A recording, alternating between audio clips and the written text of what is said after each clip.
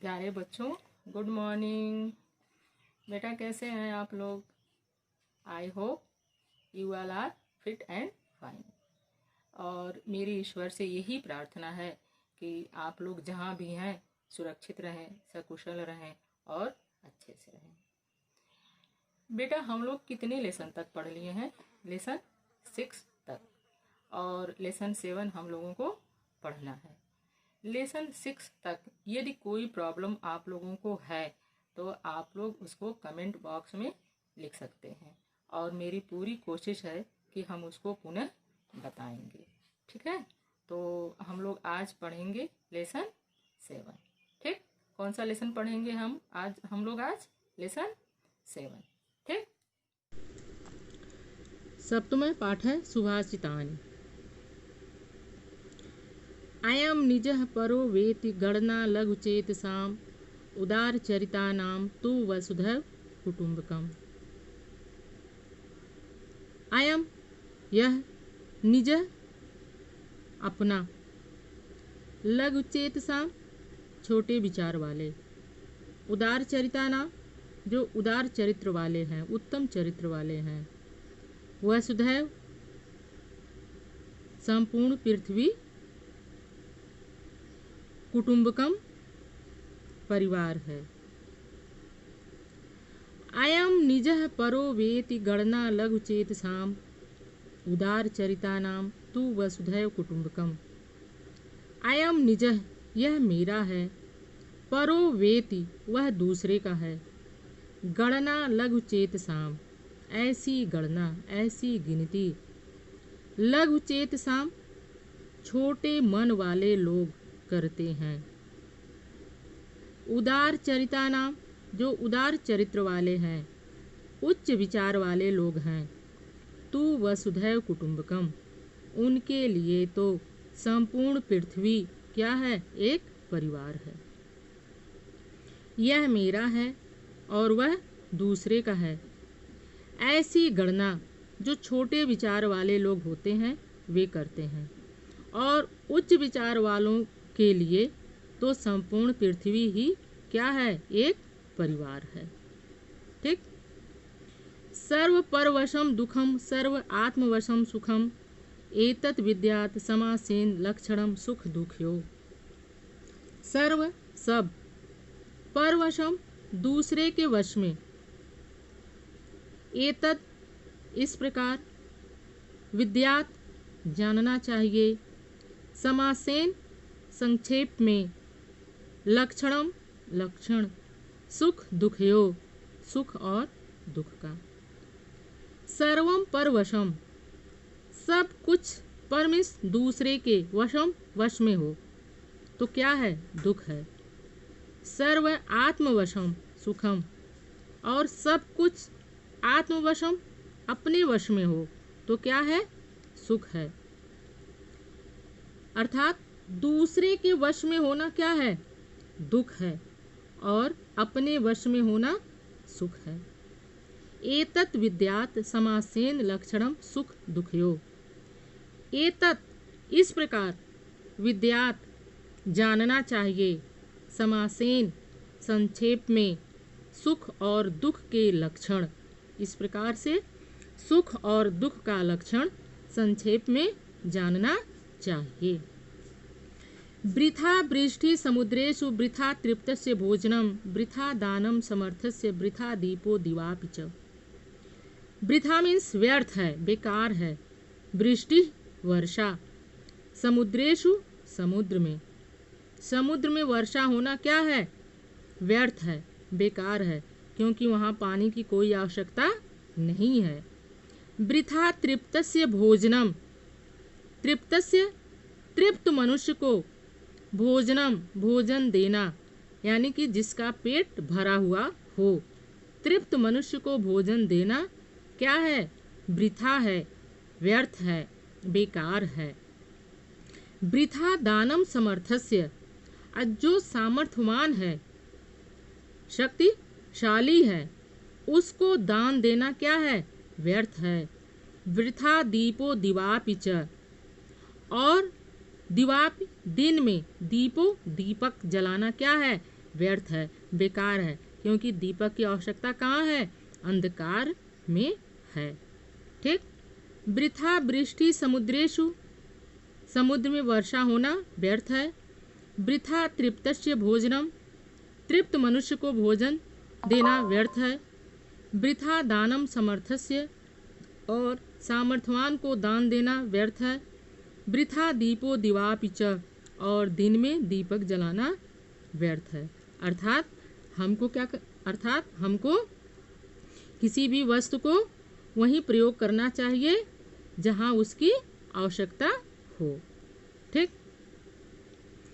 काव्य शास्त्र विनोदेन कालो गच्छति धीमताम, व्यसनेन तु मूर्खाणाम निद्रया कलहेन वा।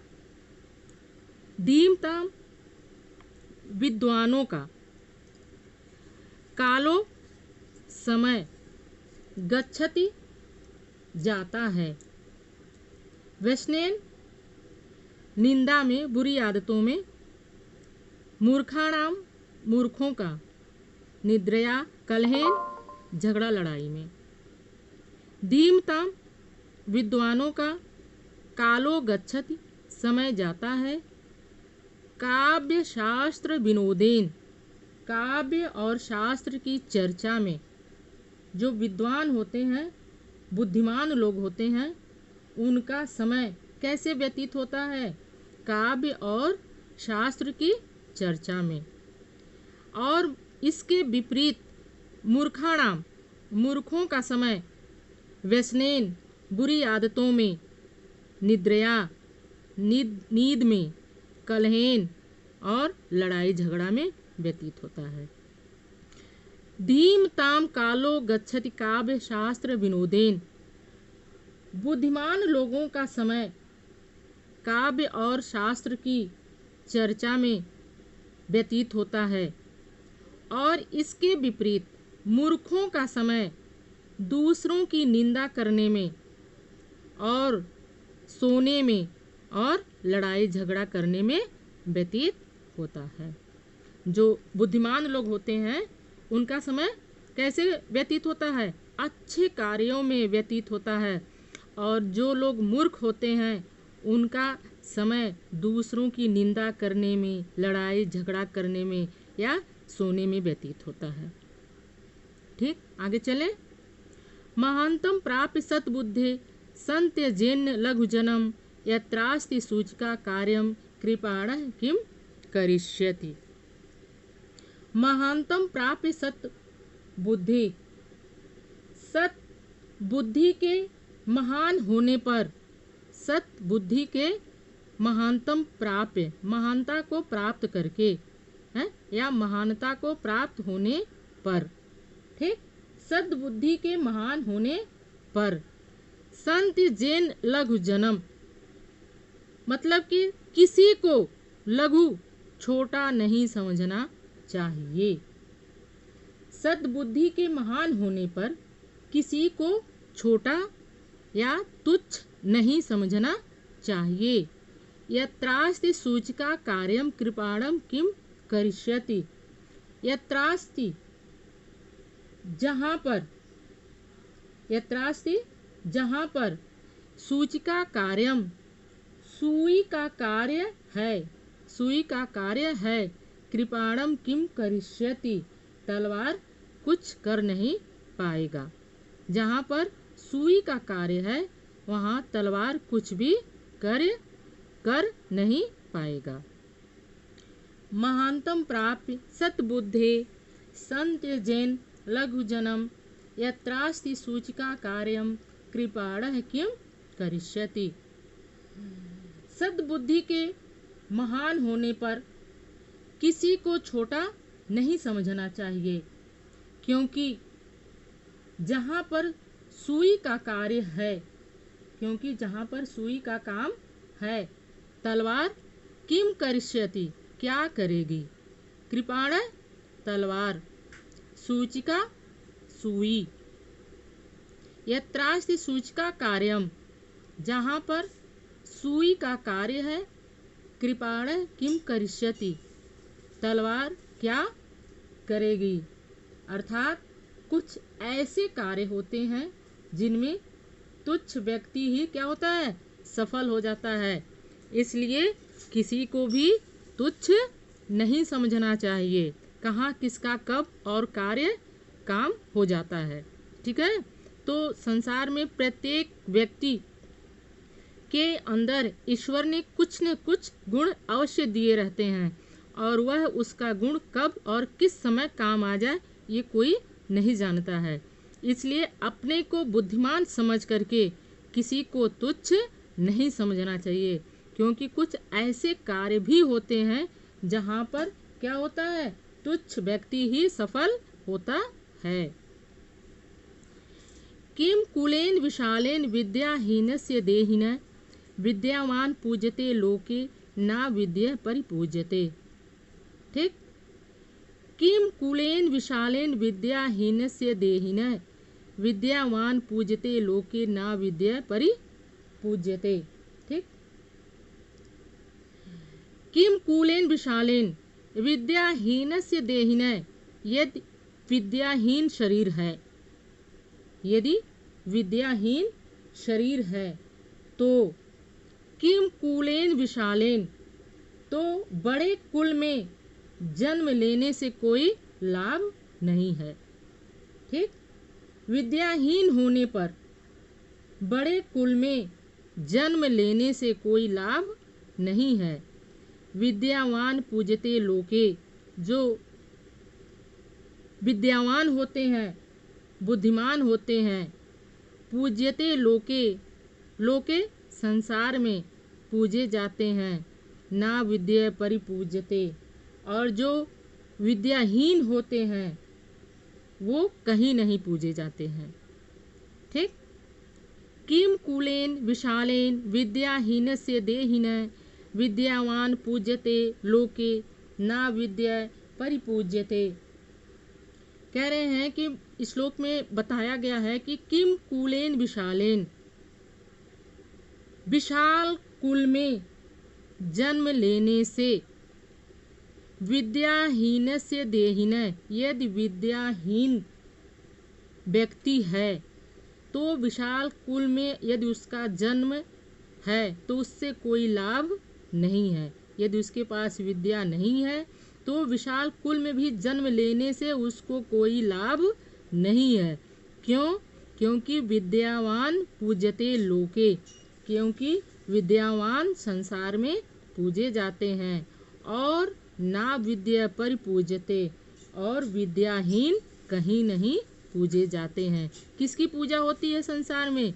विद्वान की पूजा होती है, और मूर्ख की पूजा नहीं होती है।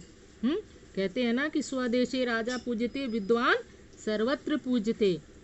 राजा जो है वो अपने ही देश में पूजा जाता है, लेकिन जो व्यक्ति विद्वान होता है वो हर जगह पूजा जाता है, उसकी पूजा हर जगह होती है। ठीक। वेशेन वपुषा वाचा विद्या विनयेन च वकारः पंचर्युक्तो नरो भवति पूजितः। वेशेन, अच्छे वेश भूषा, वपुषा शरीर, वाचा वाणी, विद्या विद्या, विनयन और विनय, वकारः पंचभी युक्तो, इन पांचों वकारों से युक्त नरो मनुष्य की क्या होती है? पूजितः, पूजा जाता है। इन पांचों वकारों से युक्त मनुष्य पूजा जाता है। किससे? अच्छी वेशभूषा हो, वपुषा, और अच्छी शरीर हो, वाचा, और अच्छी वाणी हो, और विद्या, अच्छी वाणी हो और अच्छी विद्या हो, विनयन च, और विनम्र हो। इन पांच वकारों से युक्त मनुष्य की पूजा होती है। ठीक। Thank you.